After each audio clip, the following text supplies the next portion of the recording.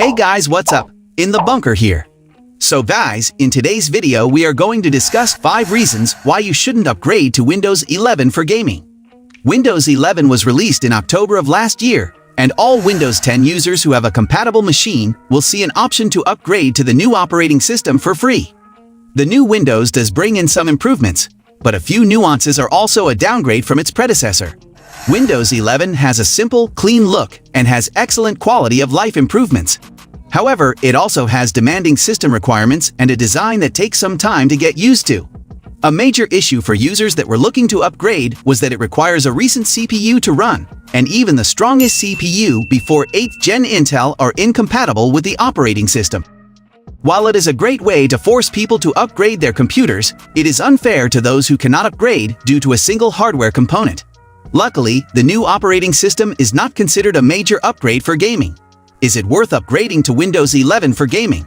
Number 1. It's not a major upgrade to Windows 10. If your PC has Windows 10 installed and you use it mainly for gaming, don't be in a hurry to upgrade to the new operating system, as it does not offer any meaningful improvements over your current Windows version. Going through the process of upgrading the operating system is hectic, and the installation is not always a smooth process. Directly upgrading from the Windows installer can result in various problems, most of which can be avoided if you freshly install Windows 11 with a factory reset. A factory reset helps the system avoid running into driver problems and makes the upgrade process smoother, but the new operating system is not worth reinstalling all your apps and games for. Windows 10 will suffice for gamers, and the upgrade can be made later when clear benefits can be observed. Number 2. Windows 11 currently has bugs. Windows 10 has been around for 5 years. It is a polished and highly functional OS with almost no bugs. Windows 11, however, is new and not yet a bug-free OS. It still has its fair share of problems, even almost a year after its launch. These bugs will eventually get fixed, but they still make it an inconvenience to work with.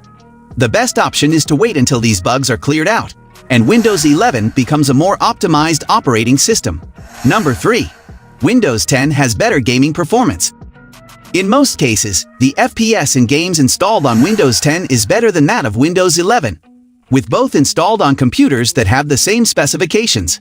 This is mainly due to virtualization-based security, VBS, a setting introduced to Windows 10 which is automatically turned on in new computers with Windows 11.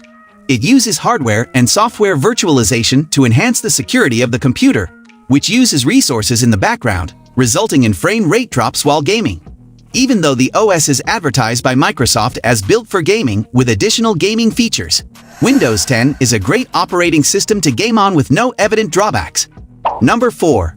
Internet required. Windows 11 requires the user to log into a Microsoft account to use the operating system, even if the user is paying extra for the Pro version. Without an internet connection, you will not be able to log in and ultimately will not be able to use Windows altogether. If you want to play games on a completely offline device, it's best to stick with Windows 10. Number 5. Higher system requirements. If the operating system requires you to upgrade your hardware, it is generally not worth doing so. Even with competent hardware that can run the latest games at the highest settings, the OS might not be compatible with some of the components. The most tedious requirement of the system software is TPM 2.0, Trusted Platform Module, which is enforced for security-related reasons. TPM 2.0 is a feature physically available on motherboards, and if your motherboard does not have it, the new operating system is not for you, even if you have other newer parts. Although TPM 2.0 is available on motherboards that are no more than 5 years old, it is not the only heavy requirement, as any CPU older than the 8th Gen Intel Core is not supported. So users with a 7th generation Kaby Lake processor will not be able to install the latest version of Windows.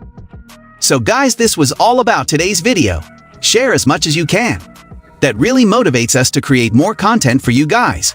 With this, we end our video. Hope you liked the video.